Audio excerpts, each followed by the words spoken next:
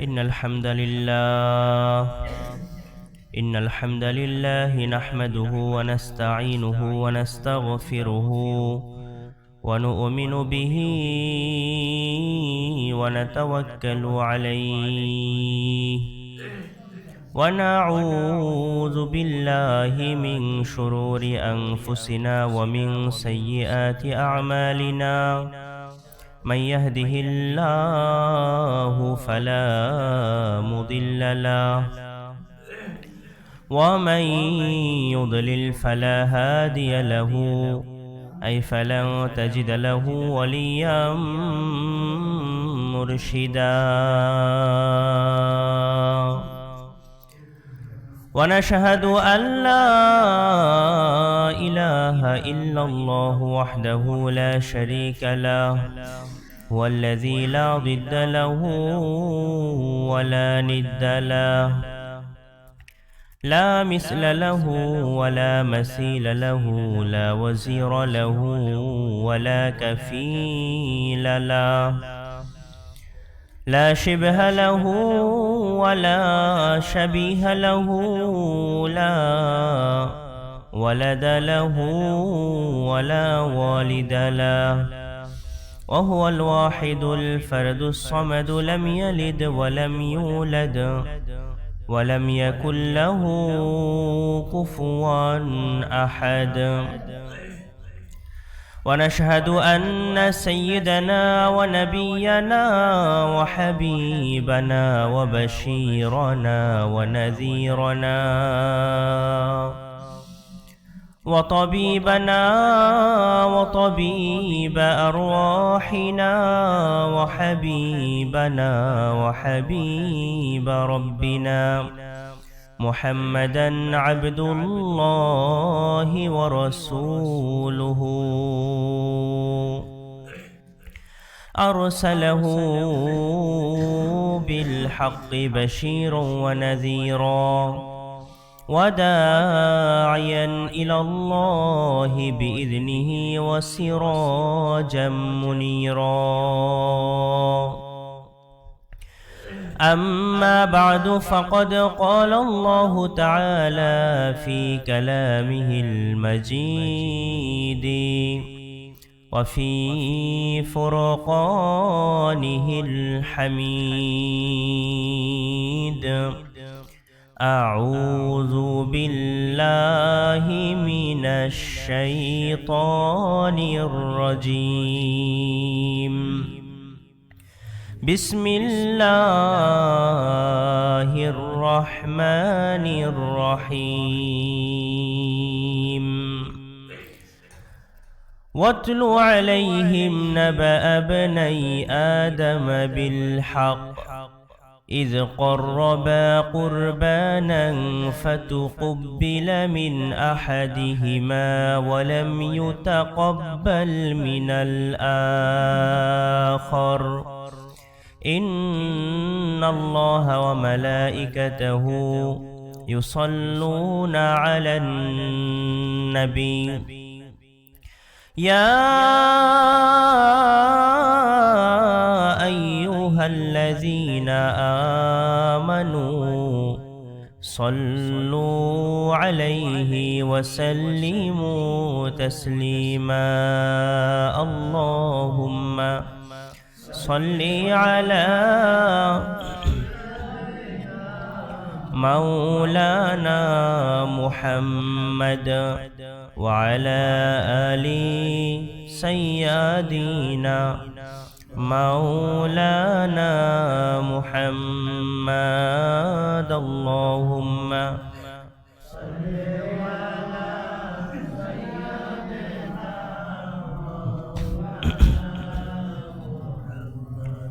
وعلى آل سيدنا مولانا محمد আলহামদুলিল্লাহ আল্লাহ পাক রব্বুল আলামিনের দরবারে লাখো কোটি শুকর ও সুজুদ জ্ঞাপন করছি যে মহান রব্বুল আলামিনের অশেষ মেহেরবানিতে অশেষ করুণায় আজ পবিত্র জুমার দিন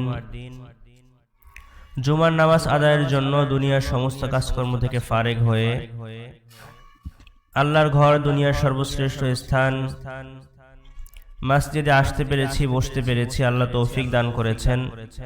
এজন্য আমরা মনের গভীর থেকে, অন্তরের অন্তঃস্থল থেকে কালিমাতুশ শুকর আদায় করছি, আলহামদুলিল্লাহ। সম্মানিত হাজিরিন, আমরা সরাসরি আলোচনায় চলে যাই যেহেতু সময় সংক্ষিপ্ত। আমরা গত জুমায় আলোচনা করছিলাম কোরআনে বর্ণিত, কোরআনের আলোকে নবী রাসূলদের ধারাবাহিক জীবনী। তো সেই প্রেক্ষাপটে হযরত আদম আলাইহিস সালামের জীবনী নিয়ে আমরা আলোচনা শুনছিলাম গত জুমায়। আদম আলাইহিস সালামের জীবনীর শুরু থেকে, সৃষ্টি লগ্ন থেকে, তাকে সৃষ্টির আগে কি হয়েছিল, সৃষ্টির পরে কিভাবে তাকে সৃষ্টি করা হলো, এরপরে আসমানে কি ঘটেছিল, এরপর আল্লাহ আদম আলাইহিস সালামকে জান্নাতে পাঠালেন। মনে আছে আপনাদের? আল্লাহ বলেন, ইয়া আদামুসকুন আনতা ওয়া যাওজুকাল জান্নাহ ওকুলা মিনহা রাগাদান হাইসু শি'তুমা ওয়া লা তাকরাবা হাদিহিশ শাজারাতা ফাতাকুনা মিনাজ জালিমিন। আল্লাহ বললেন, আদম এবং হাওয়া তোমরা জান্নাতে থাকো। উসকুন আনতা ওয়া যাওজুকা, তুমি এবং তোমার স্ত্রী জান্নাতে থাকো।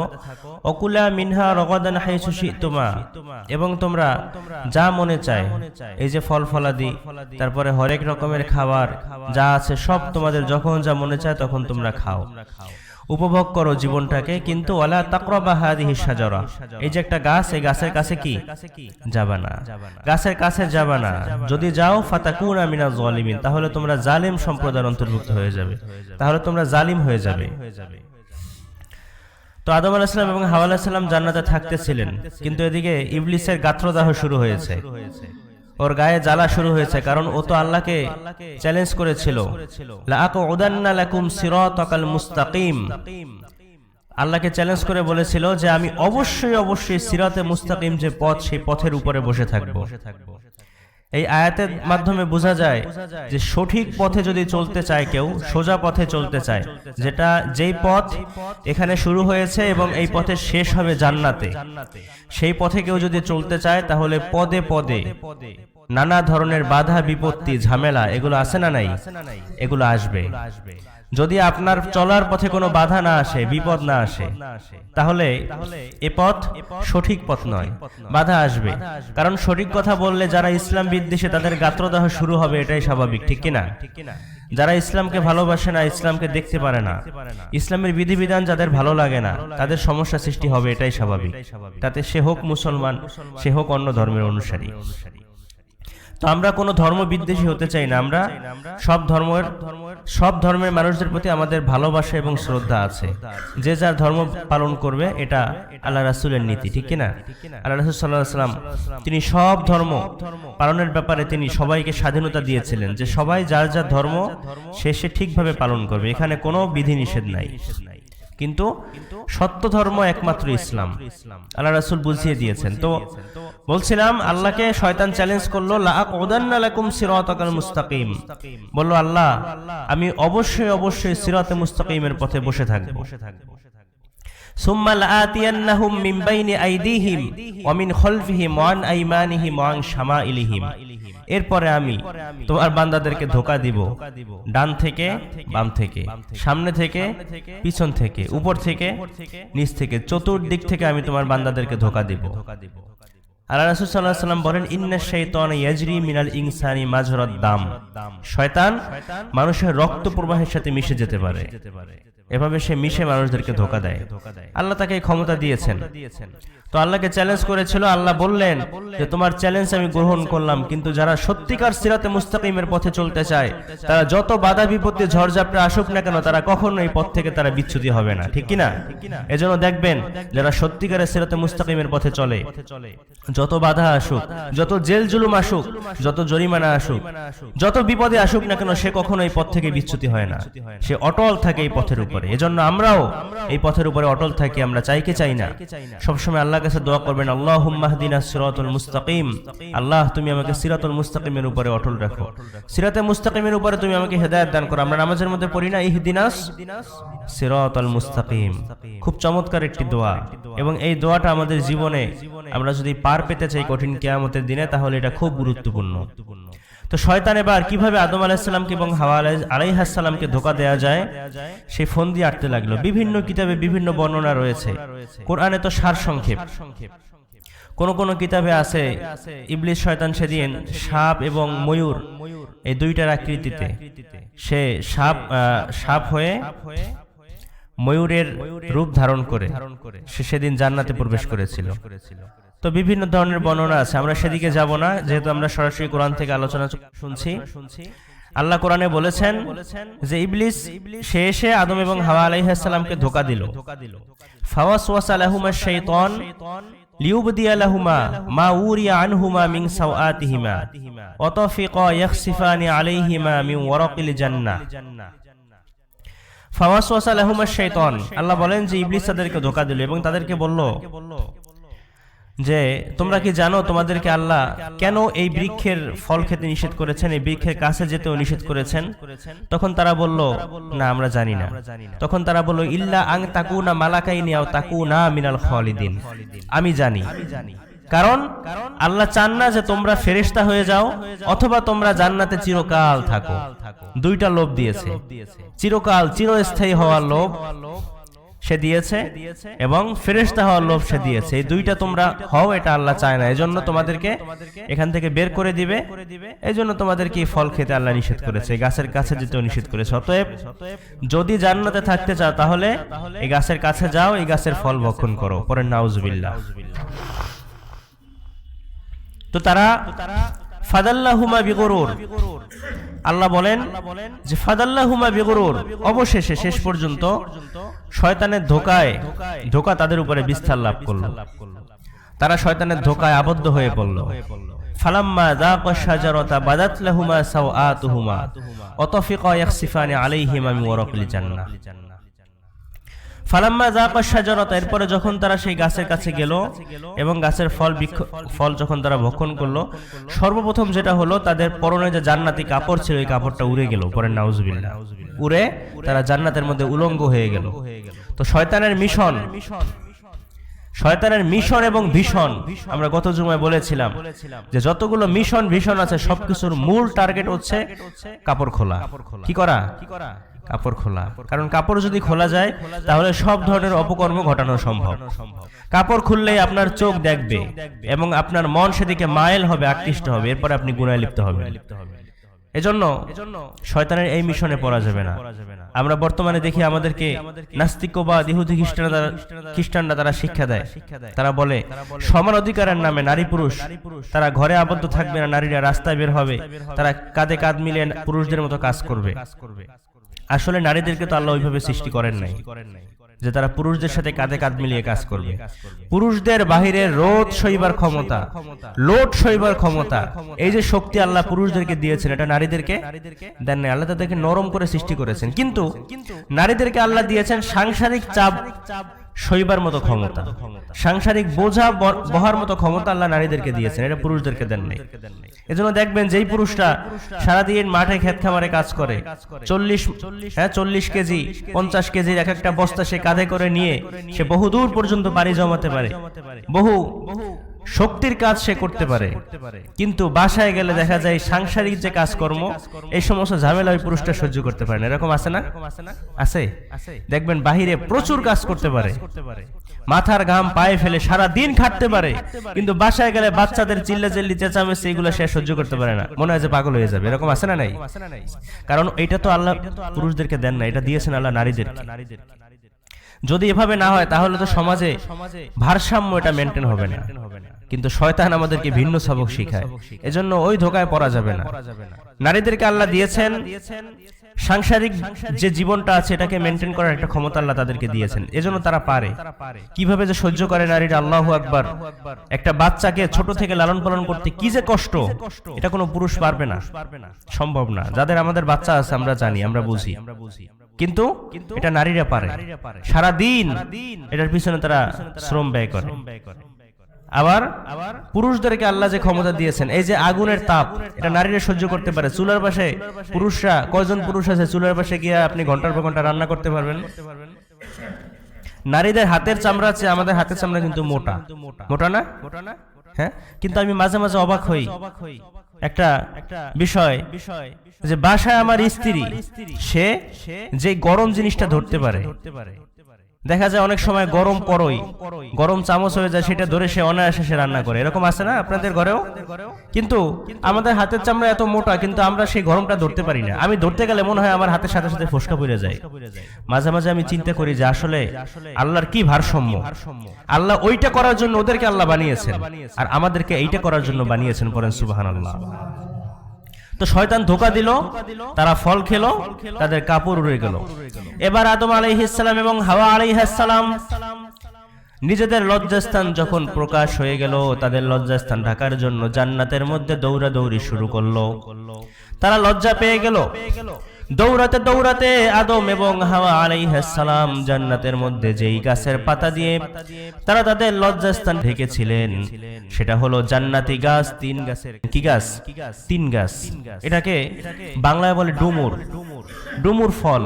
আল্লাহ কোরআনের মধ্যে আবার কসমও করেছেন, ওয়াত্তিনি ওয়াজ্জাইতুনি ওয়াতুরি সিনিনা ওয়া হাযাল বালাদিল আমিন। আল্লাহ কসম করেছেন, 3-এর কসম। 3 মানে ডুমুর, আর জাইতুন মানে হচ্ছে জলপাই। বিজ্ঞানীরা আবিষ্কার করেছে প্রতিদিন কেউ যদি এই ডুমুর এবং জলপাই, একটা নিয়ম আছে, এই নিয়মে সে যদি প্রতিদিন কোনো মানুষ খায়, তাহলে সহজে তার শরীরের মধ্যে বার্ধক্যের ছাপ পড়বে না, সহজে সে বার্ধক্য তাকে স্পর্শ করবে না। দেখা গেল বয়স হলেও তার মধ্যে একটা যুবক যুবক ভাব থাকবে। আল্লাহ রাসূল সাল্লাল্লাহু আলাইহি ওয়াসাল্লাম এটা খেতেন। তো এটার অনেক উপকারিতা আছে। 3 গাছ, একটা বরকতময় ফল এবং এটা জান্নাতি ফল। 3 ফল, এটা জান্নাতি ফল। তারা লজ্জাস্থান ঢাকলেন এবং তারা অনুতপ্ত হলেন। আল্লাহ তাদেরকে অনুতপ্ত হওয়ার বাক্য শিখিয়ে দিলেন। তারা অনুতপ্ত হয়ে আল্লাহর কাছে বললেন, ক্বালা রাব্বানা যালামনা আনফুসানা ওয়া ইল্লাম তাগফির লানা ওয়া তারহামনা লানাকুনান্না মিনাল খাসিরিন। আমরা পারি না সবাই?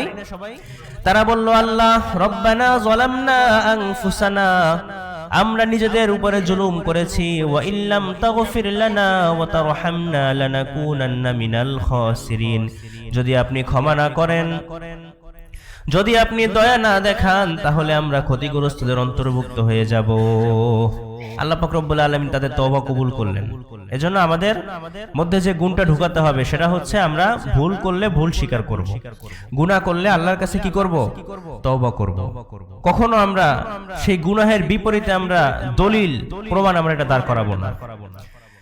আল্লাহ বললেন, আদম এবং হাওয়া, তোমাদের তওবা আমি কবুল করলাম, তবে তোমরা এই যে মিস করেছো, আমার আদেশকে অমান্য করেছো, এটা করার জন্য আমি তোমাদেরকে আর জান্নাতের মধ্যে রাখবো না। আমি তোমাদের মাধ্যমে এই পৃথিবীতে মানুষের বংশ বিস্তার করব। আমি বলেছি, ইন্নী জাইলুন ফিল আরদি খলিফা, আমি পৃথিবীতে আমার প্রতিনিধি পাঠাবো। এজন্য তোমরা যাও, তোমরা পৃথিবীতে নেমে যাও। কি করো? পৃথিবীতে নেমে যাও।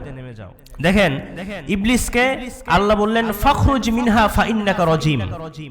আল্লাহ ইবলিসকে স্পষ্টভাবে হুমকি দিয়েছেন, বলেছেন, ফাখরুজ মিনহা, এখান থেকে বের হয়ে যা, ফাইন্নাকা রাজিম, তুমি বিতাড়িত, এখান থেকে বের হয়ে যা। ইবলিসকে আল্লাহ সরাসরি বলেছেন বের হয়ে যা। আল্লাহ আদম আলাইহিস সালামকে বললেন, ফাহবিত মিনহা, আল্লাহ আদম আলাইহিস সালামকে বললেন তোমরা পৃথিবীতে নেমে যাও। কি করো?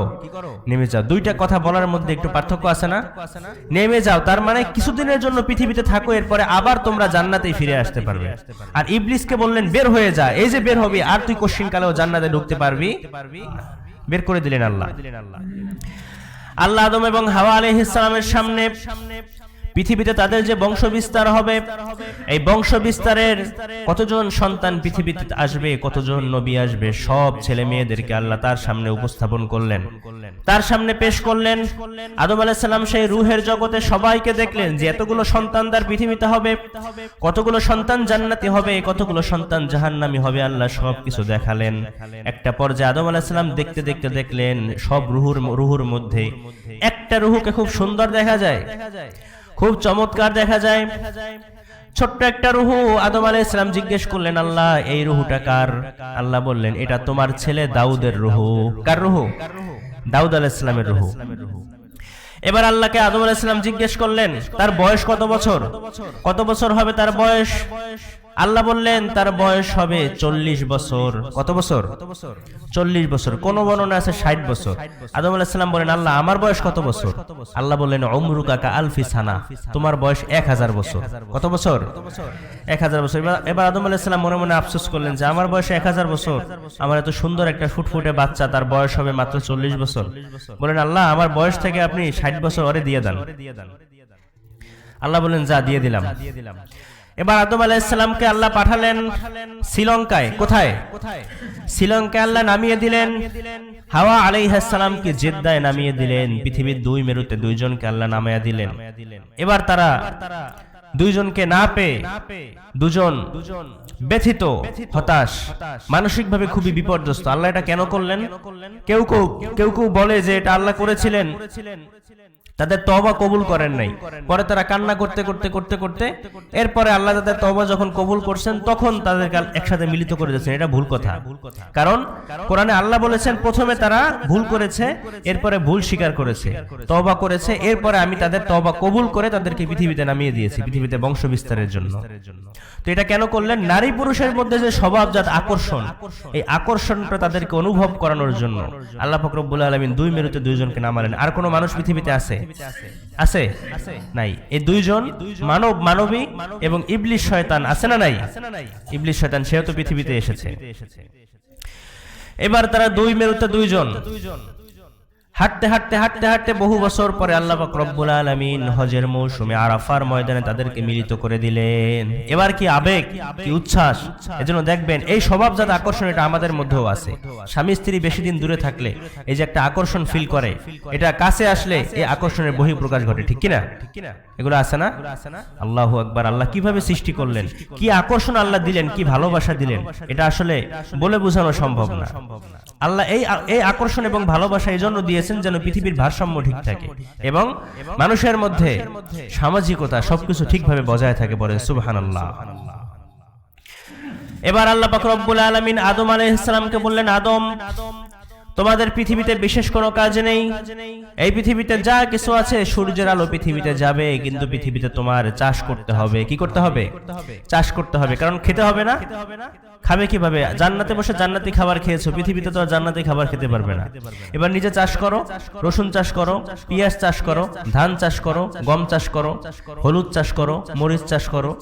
এগুলো কিভাবে চাষ করতে হবে এগুলো ফেরেশতাদের মাধ্যমে আল্লাহ আদম আলাইহিস সালামকে শিখালেন। বেসিক্যালি আদম আলাইহিস সালামের যে সহিফা, আল্লাহ তার উপরে 10 খানা সহিফা নাজিল করেছিলেন। এই সহিফার মধ্যে বেশিরভাগই ছিল এই সমস্ত কৃষিকাজের ব্যাপারে। কিসের ব্যাপারে? কৃষিকাজের ব্যাপারে। কিভাবে বংশ বিস্তার করবেন এবং কিভাবে কৃষিকাজ করে তারা পৃথিবীতে জীবন যাপন করবেন, এই সমস্ত রীতিনীতি আল্লাহ তাদেরকে শিখিয়ে দিলেন। কিভাবে ধান চাষ করতে হয় আল্লাহ শিখালেন ফেরেশতাদের মাধ্যমে। কিভাবে গম চাষ করতে হয়, কিভাবে পেঁয়াজ রসুন এই সমস্ত মশলা দিয়ে চাষ করতে হয় আল্লাহ তাদেরকে শিখালেন। আল্লাহ আদম আলাইহিস সালামকে শিখালেন কিভাবে গাড়ি বানাতে হয়। সর্বপ্রথম আদম আলাইহিস সালাম পৃথিবীতে 2 চাকার একটা গাড়ি বানিয়েছিলেন। কয় চাকার? 2 চাকার। ওই প্রথম গাড়ি পৃথিবীতে। এরপর থেকে আস্তে আস্তে আস্তে আস্তে সেই গাড়ির যে নতুন যে আবিষ্কার সেটা আমরা বর্তমানে দেখতেছি। কত দামি দামি গাড়ি, কত হাইফাই গাড়ি, নতুন নতুন প্রযুক্তি, নতুন নতুন টেকনোলজি আছে না নাই? কিন্তু প্রথম আদম আলাইহিস সালাম 2 চাকার গাড়ি যদি না বানাতেন তাহলে আমরা এটা পেতাম না। পৃথিবীতে যত প্রযুক্তি আপনি দেখেন, সব প্রযুক্তির একটা সূচনা এটা আল্লাহ পাক রব্বুল আলামিন নবীদের মাধ্যমে এটা পৃথিবীতে করিয়েছেন। সবকিছু সূচনা, এবং ওইটা থেকেই বিজ্ঞানীরা আস্তে আস্তে তারা গবেষণা করে করে তারা করে করে বর্তমানে এই আধুনিক যুগে আধুনিক পর্যায়ে তারা সেই বিষয়টাকে নিয়ে এসেছে। এবার আদম আলাইহিস সালাম পৃথিবীতে বংশ বিস্তার করবেন। আল্লাহ মা হাওয়া আলাইহিস সালামের গর্ভে জোড়ায় জোড়ায় সন্তান দিতেন। কিভাবে? কারণ আর তো কোনো নারী পুরুষ নাই। তাহলে আল্লাহ বিবাহের মাধ্যমে, স্বামী স্ত্রীর মাধ্যমে এই সন্তান পৃথিবীতে, এই মানুষের আদম সন্তানের বংশ বিস্তার করবেন। তো মানুষ যেহেতু নাই, তাহলে কার সাথে কার বিয়ে হবে? আল্লাহ পাক রব্বুল আলামিন সিস্টেম করে দিলেন যে জোড়ায় জোড়ায় সন্তান হবে, প্রতিটা জোড়ায় একটা ছেলে একটা মেয়ে। তো প্রথম গর্ভের ছেলে, পরের গর্ভের মেয়ে, আবার পরের গর্ভের ছেলে, প্রথম গর্ভের মেয়ে, এভাবে বিয়ে হবে আল্লাহ সিস্টেম করে দিলেন। সেটা শুধুমাত্র আদম আলাইহিস সালামের সময় এই শরীয়ত জায়েজ ছিল, কিন্তু পরবর্তীতে এই শরীয়ত কি নাজায়েজ হয়ে গিয়েছে। যখন পৃথিবীতে মানুষের বংশ বিস্তার হয়ে গিয়েছে তখন এই শরীয়তকে আল্লাহ রহিত করে দিলেন।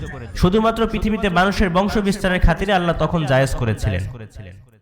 সর্বপ্রথম আদম আলাইহিস সালামের হাওয়া আলাইহিস সালামের গর্ভে যে সন্তান হলো, প্রথম এই ছেলের নাম হলো কাবিল। কি নাম? কাবিল। আর তার সাথে যে বোন হলো তার নাম হচ্ছে আকলিমা বা ইকলিমা, এই দুইটা নামই আছে। এটা হচ্ছে তার বোন। এই দুইজন প্রথমে পৃথিবীতে আসলেন।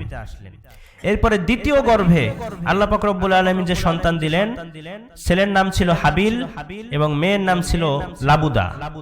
তো সিস্টেম অনুযায়ী কাবিলের সাথে কার বিয়ে হবে? লাবুদার সাথে।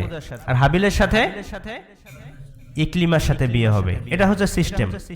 কিন্তু একটা সমস্যা বাঁধলো যখন তারা যৌবনে পৌঁছানোর পরে এবার কাবিল সে এই সিস্টেমকে অস্বীকার করে বসলো। কারণ কিতাবের মধ্যে আছে যে লাবুদা সে ছিল একটু অসুন্দর, একটু কালো, আর আকলিমা যে সে ছিল খুব সুন্দরী। কাবিল বলল আমি আকলিমাকে বিয়ে করব। হাবিল বলল না, এটা হতে পারে না, কারণ আল্লাহ যে আদেশ করেছেন সেভাবেই তোমাকে করতে হবে। আদম আলাইহিস সালাম বললেন যে না। অনেক বোঝানোর চেষ্টা করলেন কিন্তু তারা কোনোভাবেই মানতেছে না। তো আল্লাহ পাক রব্বুল আলামিন আদম আলাইহিস সালামের মাধ্যমে জানিয়ে দিলেন, আদম তুমি তোমার সন্তানদেরকে বলো তারা যেন আমার জন্য কুরবানি করে। কি করে? কুরবানি করে। তখনকার সময় কুরবানির একটা সিস্টেম ছিল, তারা কুরবানিকৃত বস্তুটা পাহাড়ের উপরে রেখে আসতো। যার কুরবানি কবুল হতো আসমান থেকে একটা আগুন এসে তার কুরবানির বস্তুটাকে আকাশে নিয়ে যেত। তো বোঝা যেত যে তার কুরবানি কবুল হয়েছে, একদম সচককে হাতে নাতে কুরবানি কবুল। বর্তমানে তো আমরা বুঝি না কুরবানি কবুল হয় কি হয় না, বুঝার উপায় আছে? নাই। কিন্তু তখনকার সময় এটা ছিল। তো আল্লাহ আদম আলাইহিস সালামের কথা মতো দুই ছেলে, হাবিল সে ছিল মেষ পালক আর কাবিল ছিল কৃষক। তো কাবিল তার শস্য দানার মধ্য থেকে সবচেয়ে নিম্নমানের যে শস্য সেটা সে আল্লাহর রাস্তায় কুরবানির জন্য পাহাড়ের উপরে রেখে আসলো। আর হাবিল সে খুব সৎ লোক ছিল, সে তার মেষ পালের মধ্য থেকে একটা উৎকৃষ্ট একটা মেষ সে পাহাড়ের উপরে রেখে আসলো। দেখা গেল সিস্টেম অনুযায়ী আল্লাহ পাক রব্বুল আলামিন খালেস নিয়তে যে আল্লাহর রাস্তায় কুরবানি করেছে। কিতাবের মধ্যে এভাবে এসেছে তাফসীরের মধ্যে যে হাবিল সে মনে মনে ভেবেছিল যদি আল্লাহ আমার কুরবানি কবুল করেন তাহলে আমি আকলিমাকে বিয়ে করব, আর যদি কবুল না করেন তাহলে আল্লাহ যেটা বলবেন আমি সেটাই করব। কিন্তু কাবিল সে মনে মনে বলেছিল যদি আমার কুরবানি কবুল হয় তো ভালো, না হইলেও আমি আকলিমারই বিয়ে করব। সে মনে মনে বলেছিল। তার মানে নিয়তের মধ্যে দুইজনের মধ্যে হেরফের আছে না নাই? নিয়তে। তো আল্লাহ পাক রব্বুল আলামিন আসমান থেকে অগ্নিশিখা পাঠালেন, সেটা এসে হাবিলের যে কুরবানিকৃত বস্তুটা মেষ সেটাকে পুড়িয়ে দিল এবং সেটাকে আসমানে নিয়ে গেল। এটা দেখার পরে কাবিল সে রাগে অগ্নিশর্মা হয়ে গেল। সেই কথায় আল্লাহ পাক রব্বুল আলামিন বলেছেন, ওয়াতলু আলাইহিম নাবা আবনাই আদম বিল হক। ও নবী মুহাম্মদুর রাসূলুল্লাহ সাল্লাল্লাহু আলাইহি ওয়াসাল্লাম, আপনি আপনার উম্মতদের মাঝে নাবা আবনাই আদম বিল হক, আদম আলাইহিস সালামের দুই সন্তানের ঘটনা বর্ণনা করেন। ইয ক্বাররাবা কুরবানান ফাতুকবিলা মিন আহাদিহিমা ওয়া লাম ইউতাকাব্বাল মিনাল আখার। ইয ক্বাররাবা কুরবানান, যখন তারা উভয়ই আল্লাহর রাস্তায় কুরবানি করলো, ফাতুকবিলা মিন আহাদিহিমা, দুইজনের মধ্য থেকে একজনের কুরবানি আল্লাহ কবুল করে নিলেন। সুবহানাল্লাহ। ওয়া লাম ইউতাকাব্বাল মিনাল আখার, আরেকজনের কুরবানি কবুল হলো না। এবার কাবিল রাগান্বিত হয়ে বলল লাআকতুলান্নাকা ক্বালা ইন্নামা ইয়াতাকাব্বালুল্লাহু মিনাল মুত্তাকিন। লাআকতুলান্নাকা, এবার কাবিল বলল যে আমি অবশ্যই তোমাকে হত্যা করব। কিন্তু এই কাবিল জানতো না যে হত্যা কিভাবে করতে হয়, কারণ পৃথিবীতে এখনো পর্যন্ত কোনো হত্যাকাণ্ড তো হয় নাই, হয়েছে? এখনো পর্যন্ত কেউ মারাও যায় নাই। কিন্তু তারা তার বাবার মুখে শুনতো যে পৃথিবীতে আমরা ক্ষণস্থায়ী জীবনের জন্য এসেছি, একটা সময় আমরা সবাই মারা যাব, একটা সময় আমরা আবার আমাদের দেহটা নিষ্প্রাণ হয়ে যাবে, আমরা পৃথিবী থেকে বিদায় নিয়ে আবার আল্লাহর কাছে চলে যাব। এটা তারা তাদের বাবার কাছে তারা শুনতো, কিন্তু তারা জানতো না যে হত্যা জিনিসটা কি। কিন্তু কাবিল এতটুকু বুঝতে পেরেছিল হত্যা মানে এই পৃথিবীতে সে আর কি থাকতে পারবে না, তার কোনো অস্তিত্ব পৃথিবীতে থাকবে না, এটা সে বুঝতে পেরেছিল। কিন্তু হত্যা কিভাবে করতে হয় এটা তো সে জানতো না। সে বলল লাআকতুলান্নাকা, আমি অবশ্যই তোমাকে হত্যা করব। এবার তার উত্তরে হাবিল বলল ক্বালা ইন্নামা ইয়াতাকাব্বালুল্লাহু মিনাল মুত্তাকিন। হাবিল বলল যে অবশ্যই যারা মুত্তাকিন আল্লাহ তাদেরটাই কবুল করেন। পড়েন সুবহানাল্লাহ। যারা মুত্তাকিন আল্লাহ তাদেরটাই কি কবুল করেন। তো কাবিল চিন্তা করলো হত্যা কিভাবে করব এখন। সে চিন্তা করছিল, কিন্তু ওদিকে ইবলিস শয়তান ও তো আর বসে নাই। ও মনে মনে ভাবলো মহা একটা সুযোগ পাওয়া গেছে। কিতাবের মধ্যে এসেছে সে ওই পাহাড়ের পাদদেশে, সেখানে সে একটা মোরগ ধরে নিয়ে আসলো। কি নিয়ে আসলো? মোরগ ধরে নিয়ে আসার পরে মোরগটা লাফালাফি করতেছে। ইবলিস শয়তান এবার ওই মোরগটাকে একটা পাথরের উপরে তার মাথাটা রেখে আরেকটা পাথর দিয়ে ওই মোরগটার মাথার উপরে ফেলে দিলেন। পাথরটা ফেলে দেওয়ার পরে মোরগটার মাথাটা কি চূর্ণ বিচূর্ণ হয়ে গেল, মোরগটা মারা গেল, ছটফট করে লাফালাফি করে মারা গেল। এবার কাবিল বুঝতে পারলো যে এইটাকে হত্যা করা বলে, এভাবেই মারতে হয়। তো এবার সে হাবিল ঘুমিয়েছিল, হাবিলকে হত্যা করার জন্য সে পাহাড়ের উপর থেকে পাথর নিক্ষেপ করলো এবং পাথরটা হাবিলের মাথার উপরে পড়ার পরে মাথাটা চূর্ণ বিচূর্ণ হয়ে গেল, হাবিল মারা গেল, দুনিয়া থেকে বিদায় নিল। এই প্রথম এই পৃথিবীর জমিনে প্রথম হত্যাকাণ্ড, প্রথম খুন সংগঠিত হলো। এজন্য আল্লাহ রাসূল সাল্লাল্লাহু আলাইহি ওয়াসাল্লাম বলেছেন কিয়ামত পর্যন্ত যত খুন পৃথিবীতে হবে, যত হত্যাকাণ্ড পৃথিবীতে হবে, সব হত্যাকাণ্ডের এই গুনাহের একটা পার্সেন্টেজ কাবিলের আমলনামায় কিয়ামত পর্যন্ত যেতে থাকবে। কারণ সেই হত্যাকাণ্ডের প্রথম প্রচলন ঘটিয়েছিল। কথা বলেন ঠিক কিনা? প্রথম প্রচলন ঘটিয়েছে হত্যাকাণ্ডের। তো এবার হাবিলকে হত্যা করার পরে হাবিল মারা গেল, নিথর দেহটা পড়ে আছে। এবার কাবিল টেনশনে পড়ে গেল, এইটাকে মারা যাও বলে, কিন্তু মারা গেছে, এবার আমি কি করব? কিতাবের মধ্যে আছে বহু দিনের পর দিন হাবিলের লাশটাকে কাঁধে নিয়ে কাবিল শুধু ঘুরতে লাগলো, বনে জঙ্গলে এখানে সেখানে শুধু ঘুরতে লাগলো। কি করবে এই লাশে পছন্দ ধরে গেল। চিন্তা করতে লাগলো কি করা যায়। আল্লাহ পাক রব্বুল আলামিন এই পৃথিবীতে এই লাশ কিভাবে দাফন করতে হবে এটা শিক্ষা দানের জন্য দুইটা কাক আকাশের উপর থেকে প্রেরণ করলেন। কয়টা কাক? দুইটা কাক। সবকিছু আল্লাহ হাতে নাতে শিখালেন যে কিভাবে কি করতে হবে, একটার পর একটা এগুলো আল্লাহ শিখাতে লাগলেন। কারণ এর আগে তো কোনো মানুষ পৃথিবীতে আসে নাই, সভ্যতা কি জিনিস সেটা তো মানুষ আগে দেখে নাই। দুইটা কাক আসলো, কাবিল খেয়াল করলো কাক দুইটা নিজেদের মধ্যে ঝগড়া শুরু করেছে। একটা পর্যায়ে একটা কাক আর একটা কাককে ঠোকরাতে মেরে ফেললো। মারার পরে এবার কাকটা নিজের পা দিয়ে এবং ঠোঁট দিয়ে মাটি খুঁড়তে লাগলো। মাটি খুঁড়ে খুঁড়ে যখন একটু গর্ত হলো, তখন ওই মৃত কাকটাকে সেই মাটির মধ্যে রেখে আবার মাটি চাপা দিয়ে দিল। এবার কাবিল সে এরকম মাথায় বাড়ি মেরে বলল, আরে কাবিল, তোর মধ্যে একটা কাকের বুদ্ধিও তো নাই। আল্লাহ এই কথাও কোরআনে বলেছেন, পরে সুবহানাল্লাহ। কাবিল বলল যে আরে কাবিল, তোর মধ্যে তো একটা কাকের বুদ্ধিও নাই, কাক কি সুন্দর এই দেহটাকে দাফন করলো। এবার সে গর্ত করে হাবিলের দেহটাকে সেখানে রাখলো।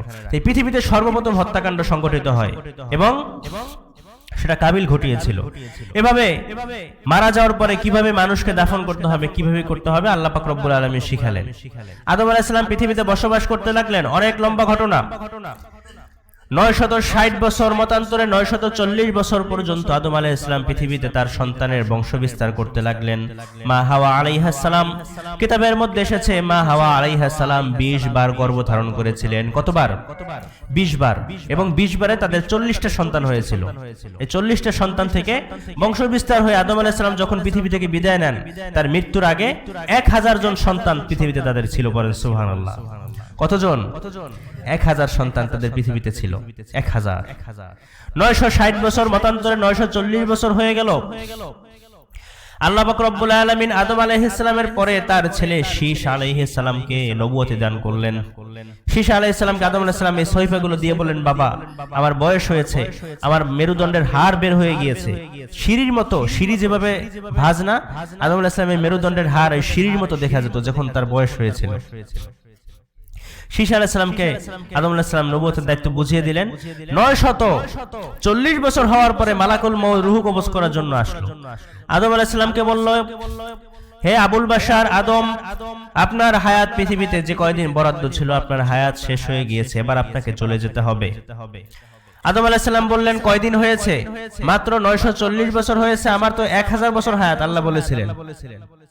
মালাকুল মউত ডেকে বলল, আদম, আপনি তো 1000 বছরই হায়াত পেয়েছিলেন, কিন্তু ওই যে রূহের জগতে আপনার সন্তান দাউদকে আপনি 60 বছর দিয়ে দিয়েছিলেন, মনে নাই?